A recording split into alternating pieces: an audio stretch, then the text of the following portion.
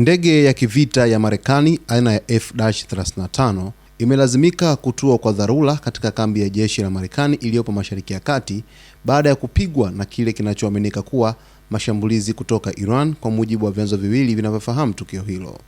Akizungumza kuhusu tukio hilo, Kapteni Tim Hawkins, msemaji wa kamandi kuu ya kati ya Marekani US Central Command, amesema ndege hiyo ya kisasa ya kizazi cha 5 ilikuwa katika operesheni ya kivita juu ya anga la Iran wakati ilipopata hitilafu iliyosababisha kutua kwa dharura. Ndege ilitoa salama na rubani yuko katika hali nzuri, alisema Hawkins, akisisitiza kuwa uchunguzi wa kina unaendelea kubaini chanzo halisi cha tukio hilo.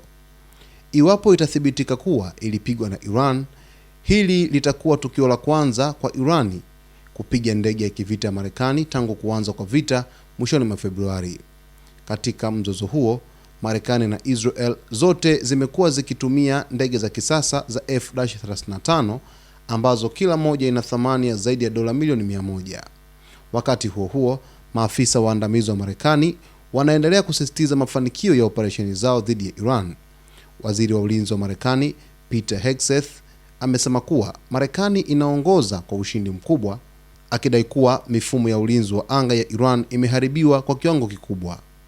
Tukio hili linaongeza mvutano katika mzozo unaoendelea, huku likizua maswali mapya kuhusu uwezo wa ulinzi wa Iran na usalama wa operesheni za anga za Marekani katika eneo hilo.